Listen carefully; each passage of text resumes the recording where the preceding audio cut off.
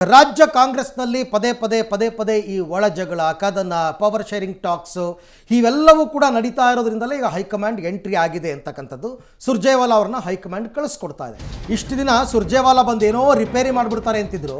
ಈಗ ಕೇವಲ ಅಭಿಪ್ರಾಯ ಸಂಗ್ರಹಕ್ಕಷ್ಟೇ ಸೀಮಿತ ಅಂತೆ. ಕೆಲವು ಶಾಸಕರು ಅನುದಾನಕ್ಕಾಗಿ ಬೀದಿಗಿಳಿದು ಗುಟ್ರು ಹಾಕಿದ್ರು. BR ಪಾಟೀಲ್, ಅದಾದ ನಂತರ ರಾಜು ಕಾಗೆ ಅವರೆಲ್ಲ. ಕೆಲ ಶಾಸಕರು ಪವರ್ ಶೇರ್ ವಿಚಾರದಲ್ಲಿ ಟಾಕ್ ವಾರ್, ಯತೀಂದ್ರ ಸಿದ್ದರಾಮಯ್ಯ, ರಾಜಣ್ಣ ಅವರೆಲ್ಲ ಹೇಳಿದ್ರಲ್ಲ. ಇನ್ನು ನಿನ್ನೆ ಕೂಡ ಮಹದೇವಪ್ಪನವರು ಹೇಳಿದ್ದಾರೆ 5 ವರ್ಷ ಸಿದ್ದರಾಮಯ್ಯನವರೇ CM ಆಗಿರ್ತಾರೆ ಅಂತ. ಸೊ ಕುರ್ಚಿ ಗುದ್ದಾಟದ ಈ ಧರ್ಮ ಸಂಕಟದಲ್ಲಿ ಕಾಂಗ್ರೆಸ್ ಹೈಕಮಾಂಡ್ ಇದೆ. ಹಾಗಾಗಿ ಡಿಸೆಂಬರ್ ತನಕವೂ ತೇಪೆ ಹಚ್ಚೋದಕ್ಕೆ ಅದರ ಭಾಗವಾಗೇ ಸುರ್ಜೇವಾಲಾ ಅವರನ್ನು ಈಗ ಕಳಿಸ್ಕೊಡ್ತಾ ಇದ್ದಾರೆ. ಹೋಗಪ್ಪ, ಹೋಗ್ಬಿಟ್ಟು ಎಲ್ಲರ ಅಭಿಪ್ರಾಯ ಸಂಗ್ರಹಿಸಿ ಕೊಡಿ ಅಂತ. ಸುರ್ಜೇವಾಲಾ ಅವರೇ ಏನಾದರೂ ಒಂದು ಕ್ರಮ ತಗೋತಾರೆ ಅಂದರೆ ಅಷ್ಟು ಅಧಿಕಾರವನ್ನು ಹೈಕಮಾಂಡ್ ಸುರ್ಜೇವಾಲಾ ಕೊಟ್ಟಿಲ್ಲ.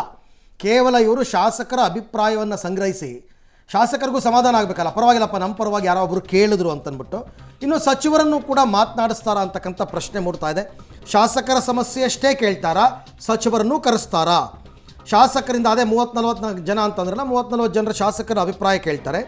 ಪವರ್ ಶೇರ್ ವಾರ್ ಬಗ್ಗೆ ಬ್ರೇಕ್ ಹಾಕೋದಕ್ಕೆ ಪ್ರಯತ್ನ ಪಡ್ತಾರೆ. ಯಾರಿಗೆ ಹಾಕ್ತೀರಾ? ರಾಜಣ್ಣ ಅವ್ರು ನೆನ್ನೆನೇ ಹೇಳ್ಬಿಟ್ಟಿದ್ದಾರೆ, ಅವರೇನ್ರಿ ಬಂದು ನನಗೆ ಟಾಂಗ್ ಕೊಡೋದು ಅಥವಾ ನನ್ನನ್ನು ಏನು ಮಾಡ್ಕೊಳಕ್ಕಾಗುತ್ತೆ ಅವ್ರ ಕೈಲಿ, ಸುರ್ಜೇವಾಲಾ ಕೈಲಿ ಅಂತ ಅವರೇ ಹೇಳಿದ್ದಾರೆ. ಮಹದೇವಪ್ಪನವ್ರಿಗೆ ನೀವು ಕ್ರಮ ತಗೋತೀರಾ? ಆಗಲ್ಲ. ಕೆಲ ಸಚಿವರನ್ನು ಕರೆಸಿ ಮಾತನಾಡ್ತಾರಂತೆ ಸುರ್ಜೇವಾಲಾ ಅವರು. ಮಾತನಾಡ್ಬೋದು. ಹೈಕಮಾಂಡ್ ಮಧ್ಯಪ್ರವೇಶದ ತನಕ ಮಾತಾಡಬೇಡಿ ಅಂತ ಸಂದೇಶವನ್ನು ಕೊಡ್ತಾರಂತೆ. ಕೆಲವರಿಗೆ ಎಚ್ಚರಿಕೆ, ಕೆಲವ್ರಿಗೆ ಬುದ್ಧಿಮಾತು. ಸುರ್ಜೇವಾಲಾ ಅವರ ನಡೆ ಕುತೂಹಲ.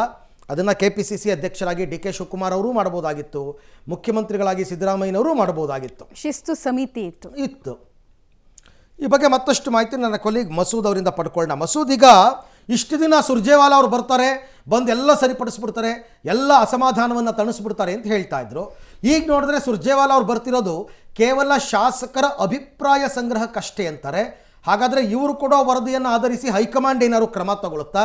ಏನಾಗುತ್ತೆ 3 ದಿನ ಸುರ್ಜೇವಾಲಾ ಅವರು ಬೆಂಗಳೂರಿನಲ್ಲಿ ಠಿಕಾಣಿ ಹೊಡೋದ್ರಿಂದ ಅಂತ?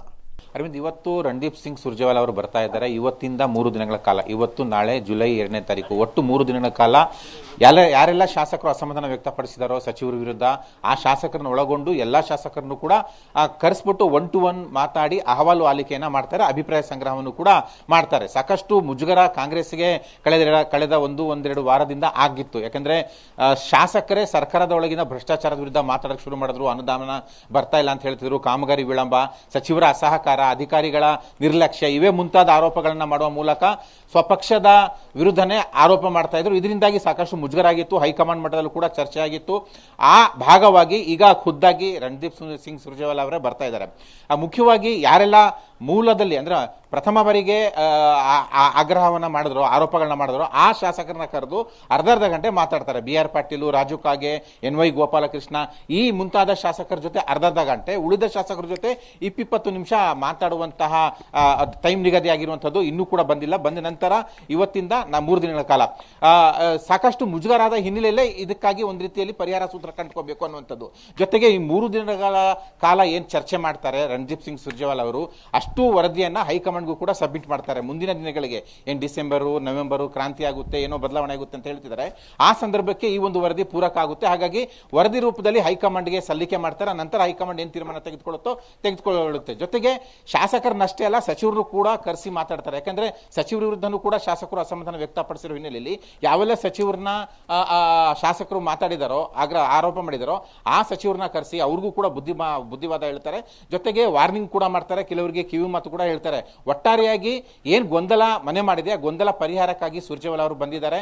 ಅವ್ರು ಬಂದು 3 ದಿನಗಳ ಕಾಲನ್ನು ಕೂಡ ಮಾತಾಡ್ತಾರೆ. ಇದರ ರಿಸಲ್ಟ್ ಏನಾಗುತ್ತೆ ಕಾದ್ ನೋಡ್ಬೇಕು. ಯಾಕಂದ್ರೆ ಕಳೆದ 2 ವರ್ಷದಲ್ಲಿ ಸಾಕಷ್ಟು ಬಾರಿ ಪದೇ ಶಾಸಕರು ಮಾತನಾಡ್ತಾ ಇದ್ದಾರೆ, ಮಾತನಾಡಿರೋರೇ ಮಾತಾಡ್ತಾ ಇದ್ದಾರೆ. ಹಾಗಾಗಿ ಯಾವ ರೀತಿ ಅಂತಿಮ ತೆರೆ ಎಳಿತಾರೆ ಅನ್ನುವಂಥದ್ದು ಕೂಡ ಈ ಬಾರಿ ಕುತೂಹಲ ಮೂಡಿದೆ. Arvind, right. Thank you Masood, ತಮ್ಮ ಎಲ್ಲ ಮಾಹಿತಿಗೆ ಧನ್ಯವಾದ.